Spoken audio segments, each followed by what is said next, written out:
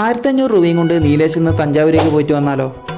അങ്ങനെ ഞാനും എൻ്റെ ഫ്രണ്ട്സും കൂടി തഞ്ചാവൂരേക്ക് വേണ്ടിയിട്ട് നേരെ നീലേശ്വരം റെയിൽവേ സ്റ്റേഷനിലേക്ക് വിട്ടു. രാവിലെ 8 മണിക്കത്തെ ചെന്നൈ എക്സ്പ്രസ്സിനാണ് നമ്മൾ ടിക്കറ്റ് എടുത്തിട്ടുള്ളത്. അപ്പോൾ ഡയറക്റ്റ് തഞ്ചാവൂരേക്ക് ട്രെയിൻ ഇല്ല. നമ്മൾ തിരുച്ചിറപ്പള്ളി എന്ന സ്റ്റോപ്പിൽ ഇറങ്ങിയിട്ട് അവിടെ നിന്ന് വേണം തഞ്ചാവൂരേക്ക് പോകാൻ. ജനറൽ ടിക്കറ്റ് 180ഉം റിസർവേഷന് 330ഉം ചാർജ് വരുന്നത്. 10 മണിക്കൂറോളം ട്രെയിനിൽ യാത്ര ഉണ്ടായതുകൊണ്ട് തന്നെ നമ്മൾ റിസർവേഷൻ ആക്കിയിട്ടാണ് പോയത്. അങ്ങനെ രാത്രി 10:30 ആകുമ്പോഴത്തേക്ക് നമ്മൾ തിരുച്ചിറപ്പള്ളിയിലേക്ക് എത്തി. മണിക്കൂറിന് 50 രൂപ കൊടുത്തു കഴിഞ്ഞാൽ നമുക്ക് അത്യാവശ്യം ഫ്രഷ് ആവാനും നമുക്ക് അത്യാവശ്യം റെസ്റ്റ് എടുക്കാനുള്ള ഒരു സൗകര്യം നമുക്ക് റെയിൽവേ സ്റ്റേഷനിൽ തന്നെ ഉണ്ട്.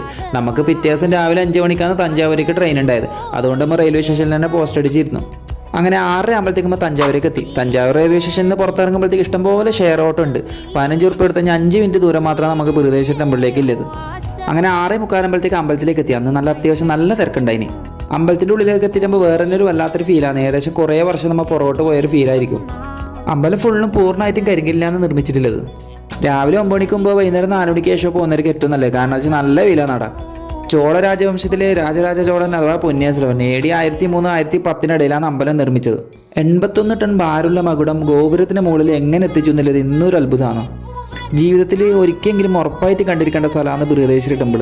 1000 വർഷം മുമ്പ് സാങ്കേതിക വിദ്യയിൽ അത്രയും പുറകോട്ടില്ല കാലഘട്ടത്തിൽ ഇതുപോലുള്ളൊരു കരിങ്കല്ലുകൊണ്ടുള്ള നിർമ്മിതി അത് നിന്നും നമുക്കൊരു അത്ഭുതം തന്നെയാണ്. അങ്ങനെ ആർത്തെ കാഴ്ചകളെല്ലാം കണ്ടു കഴിയുമ്പോഴത്തേക്ക് 11 മണി സമയമായി. അപ്പോൾ നേരെ നാട്ടിലേക്ക് ട്രെയിനും തപ്പി ഇറങ്ങി.